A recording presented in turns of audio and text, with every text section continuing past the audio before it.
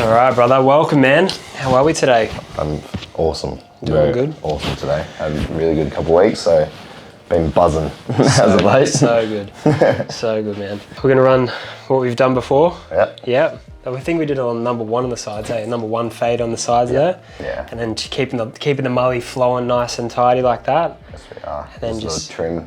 Easy, Trim around whatever looks dodgy. We got you, bro. We got you. The reason we're here is to talk all things about Top Blokes. Tell me, what's your involvement with them, man? Like, how did you get involved? What did you do? Involvement started back in 2017 when I went through their pilot program when I was going through high school in year 10 at Erina High. We did like an 8-week program with the mentors there. Went all through the topics, and then ever since then I've basically just kept in touch with a couple of my mentors and Mel as well, and now Daniel, awesome people that work in the space. Yeah. And yeah, just kept in touch, and they've gave me some nice, cool opportunities since, and plenty to be a part of, doing fundraiser events for them, charity events, however you want to say. Yeah. In the last 2 years, more so, doing the charity events for them since I started running back in 2021. So tell me about the program that you did. Like, what did that entail? What was the benefits that you got out of it? So it was an 8-week program, and you run through like topics such as like anger management, drugs and alcohol, pornography, stuff along those lines. So like life skills, life topics that school just doesn't really teach, or doesn't really go over in depth enough as it probably should, or has the opportunity to do. Yeah. So yeah, they brought in the mentors every week, once a week for an hour session. We had about 15, 16 boys in our class, and we had two classes going every Monday. I was in the first group. Just went through the topic for the hour. It was awesome. And it really opened up, gave us the environment and space to talk about some things that 15, 16-year-old boys don't really take seriously. Yeah. Or what do you found during the sessions and stuff like that? What did you find kind of like, was it, because there was a bit of running stuff, especially with the other podcasts that we did, where the boys were like, taking a little bit of a piss take, I can get out of the class, but 2, 3, 4 weeks in, they're like, oh, I can actually benefit from this. Did you find that as well? Yeah, 100%. Yeah, I'd probably say more, 3, 4 weeks in, it was. Well, yeah, at the start, you scout us out of the class for an hour with the guys, and then 3 or 4 or so weeks in, I think that light bulb sort of came in everyone's head. And from the session, I think that it clicked for everyone. We were going through like STDs and the effects of sleeping around with people, and it was a fun session. And the mentor that ran it with us made it fun, but then brought us back in after the fun and games and a little bit of laugh, and like, so this could happen. This could happen to any one of you if you're not careful enough. And I guess it was sort of one of those moments that we all had, and I was like, oh crap, we're playing a game now, but a couple of years time, or now even if we dabble into it, you can get yourself in a bit of a trouble. Yeah, for sure, man. Especially throughout the program and stuff, I'm sure they discuss a lot about masculinity and role models and stuff like that. Did they touch much on that? If they did, what kind of what did you take away from it? I don't know if they more so went over role model, and if they did go over masculinity, I don't remember so much. I think it was more how they treated us as that role model, and that something to look at, and their actions louder than what they said, I guess, in that masculinity for me, because the biggest thing that stood out for me was whenever you greet someone or whenever you say goodbye, with Top Blokes, you just give a nice solid handshake, whether it was my female mentor or male mentor. And to this day, whenever I coach soccer to young athletes, whenever I coach anyone, I've got that in my team, and everyone says goodbye and everyone says hello as soon as you get there and as soon as you leave. Yeah. You don't just leave without saying goodbye. I feel that was a good little role model about healthy relationships in a way, more so. Yeah.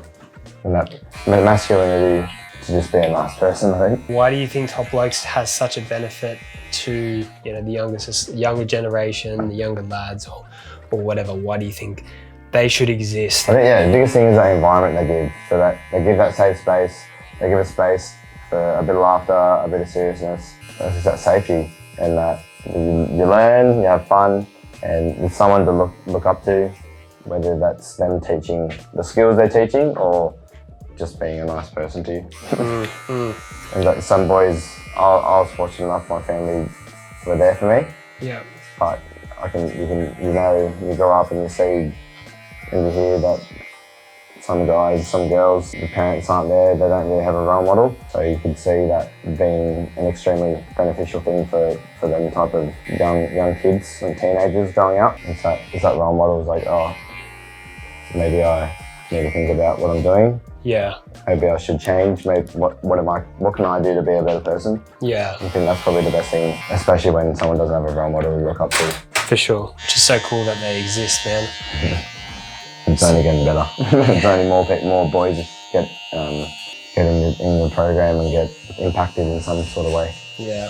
How do you notice, like, in life, man, like moving into your own personal experiences and stuff like that, and as you grow up, how old are you now? I'm 22. 22. So as you kind of grow up, noticing when you're 18 to where you are now, how is the conversation, is this conversations changing around mental health or like, you know, looking after yourself? Even going back to like year 10 when I first come and talking about mental, in my own sense and how I deal with it, it's changed drastically, obviously, and it's for the much better. And typically growing up, and even probably till I was about 20, it was very much hold it in and don't express how you feel. I guess that's the stereotype of a guy, but it's a stereotype for a reason. I've talked to many guys around, and my best mate a lot. We talk nearly every day about something, how we feel. I wouldn't have never done that 2 years ago. Yeah. Which is awesome, and the conversation is changing. Everyone's becoming more aware. Why do you feel like it is important to talk out, especially for your mental health? Like, because like sometimes, of course, there's a point that I feel, not to cross any lines of like, you know, my opinion here, but in the way that some people can like complain about little things, but like, why do you feel like it's important for people to talk about how they're actually feeling in life? I feel it's necessary because it's just being real with yourself. It's accepting how you feel, no matter how it is, whether that's on top of the world or down in the dumps. I think it's just being real, being in tune with your emotions, and that emotional intelligence is a massive thing. You can only fake it so long until you crumble and it all comes in and it snowballs in a way. If it's a situation that you're down in your dumps and you try to fake it as long as you can, it only gets to so long where it snowballs too much, and then it's a big ass snowball, and it comes out in a worse sense than you want it to, especially. I feel that's the biggest thing. That's a good point, man, is keeping it. Look, going back to even what I was saying about like the little things building up, right? It's just, you know, it can get into a snowball effect, 100%. right? But yeah, I think that's where a lot of people, I feel, get unstuck is even if there's certain things that make them unhappy, they kind of like just bottle it down, and then it starts to build up, and then they're going to lash out, right? Like, talking about that kind of stuff, how do you, have you found an outlet, which I'm sure you have, and I know you have, an outlet where you can express yourself a bit more and like, you know, or release some of that kind of emotion? Like, what do you do for that? Yeah, I think the biggest thing for me now, and what has been for the last 2.5 years, is running. I found running when I was younger, obviously, but not as frequent as I do now. May 2021, just went through a breakup, and at the time thought it was the worst thing in my life. And a month post breakup was when I started running. 2021 May, joined like a little Friday morning social thing, and then it just built from that to a thing where it becomes sort of like my meditation and that outlet to be able to think clear with myself. And I don't run with any headphones, any music. It's literally just me, myself and I running on the road, running on wherever, in the trail, which I think which has helped me way more than if I was to run with music. I've got no distractions, I've got no escape. And when I first started running, I used to give myself no escape in terms of if I was to run a 10K, I'd run 5-way one way, so I have to run 5K back. Or at least walk 5K back. The outlet of not listening to any music and running It's just your thoughts, your demons, or bliss, whatever it is on the day. It's different every day. But yeah, running has been a massive thing for me to deal with what's going on in my life and my head. Going back to that run club, how's that all come about? How's that all come about? It ended in about, when I first started, it wasn't my club. I didn't start it or anything. I just joined someone else, which was awesome. It stopped about June when COVID came back in 2021. And then I had a thought about 2.5 months ago. And I was like, oh, it's coming into summer.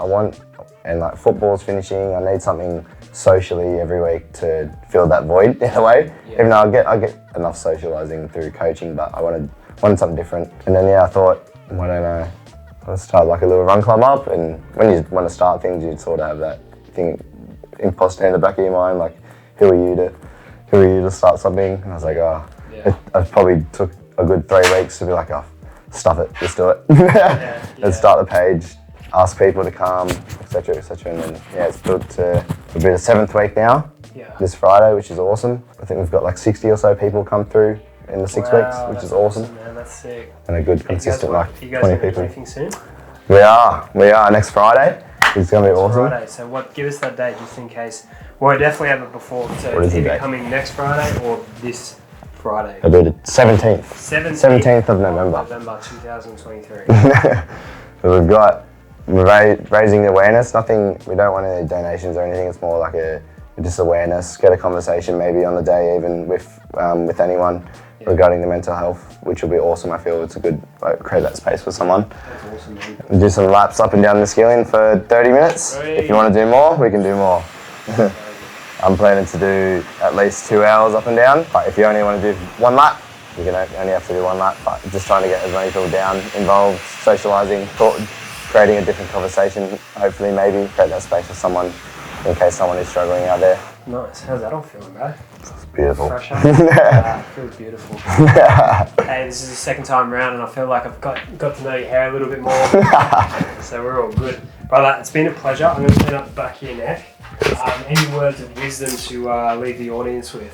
Anything that you've heard or what resonates with you the most to kind of keep you going in the dark times? The biggest thing is know who to talk to as well.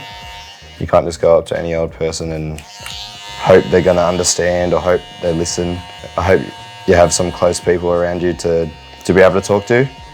And if not, there's plenty of services out there to help, just like Top Blokes as well. Just like Top Blokes. Brother, pleasure.